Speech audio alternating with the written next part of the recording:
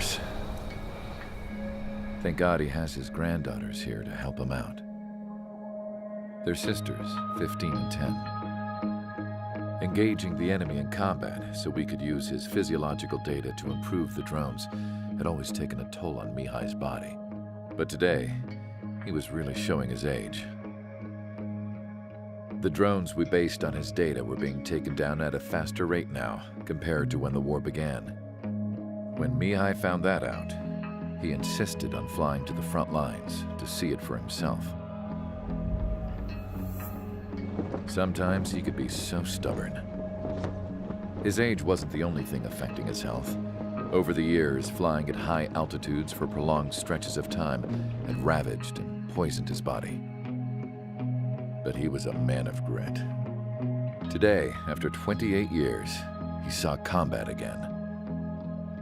If his flight suit still wasn't good enough to protect him, I can't imagine how many Gs he hit today during the battle. As a pilot, he exceeds all our expectations. It's going to take a bit more tweaking before our drones can match his skill.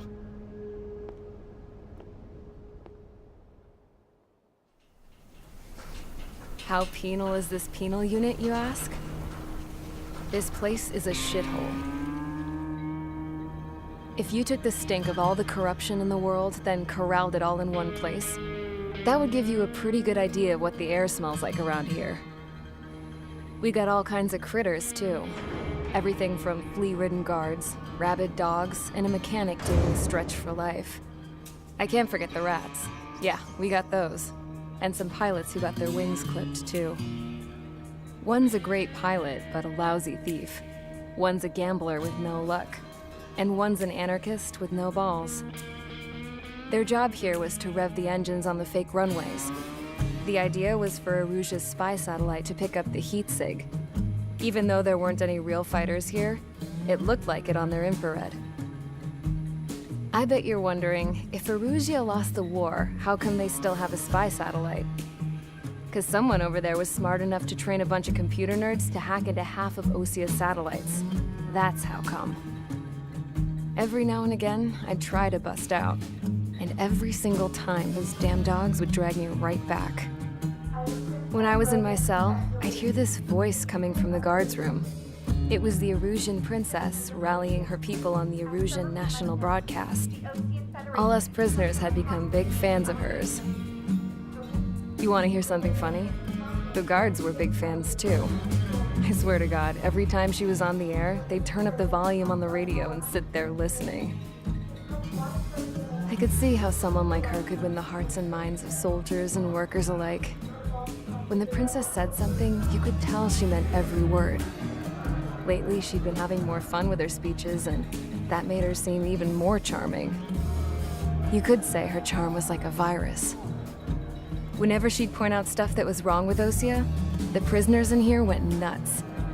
Hell, if anyone knew how messed up Osia was, it was the prisoners. They'd shout, "Burn Osia down." No way am I just gonna sit here and rot away in this hellhole. Dark blue. Instead of building fake-ass planes to trick Erusia, I'm gonna build one that'll really take off. You can count on that.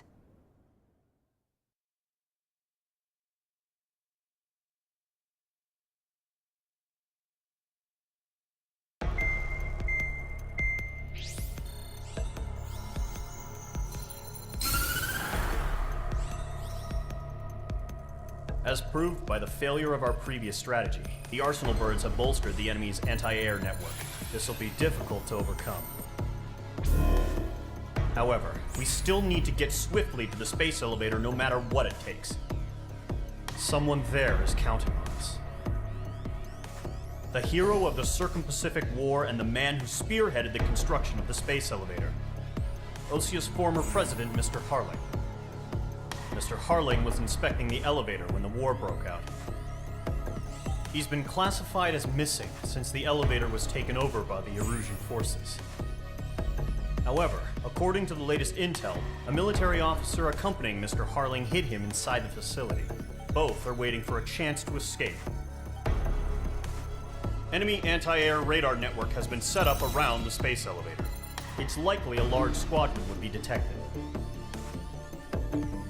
We will send a single aircraft through the network and send in a rescue team soon after. A number of anti-air radars have been set up around the space elevator. However, our reconnaissance suggests their network is weakest along the southeastern coast of Selatukura, so we can elude the enemy's observation. There are a lot of rain clouds this time of year.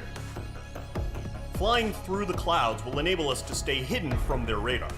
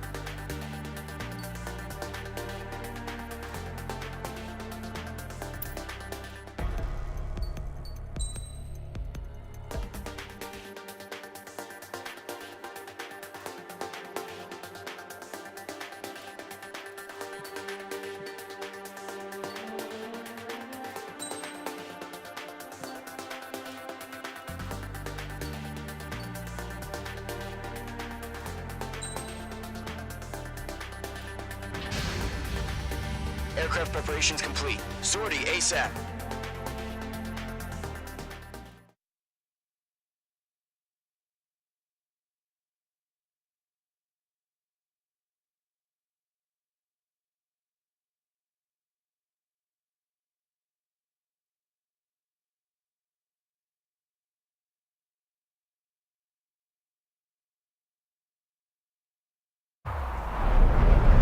Entering operation area. Imposing radio silence. We'll radio you, but you are not permitted to make contact.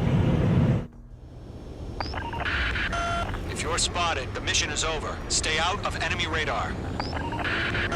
Use of weaponry is also strictly forbidden. Okay, you're heading up the Harling rescue mission. The success of this mission depends on you. Good luck.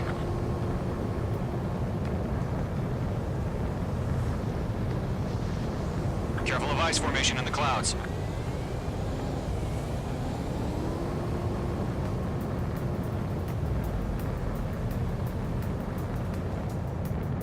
Entering clouds.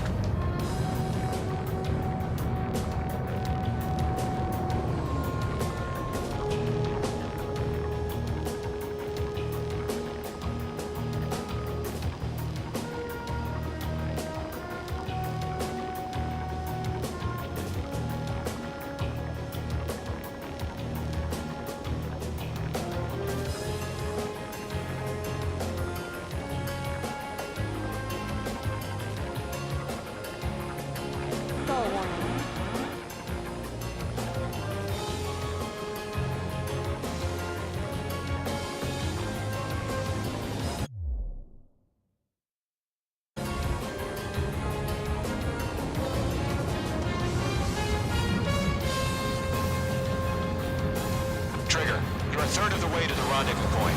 Good job, but stay focused.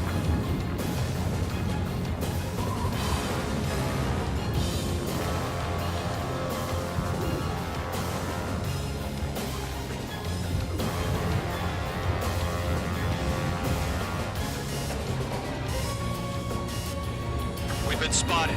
Abort mission. Sea Goblin and back. Evacuate now. Enemy radar presence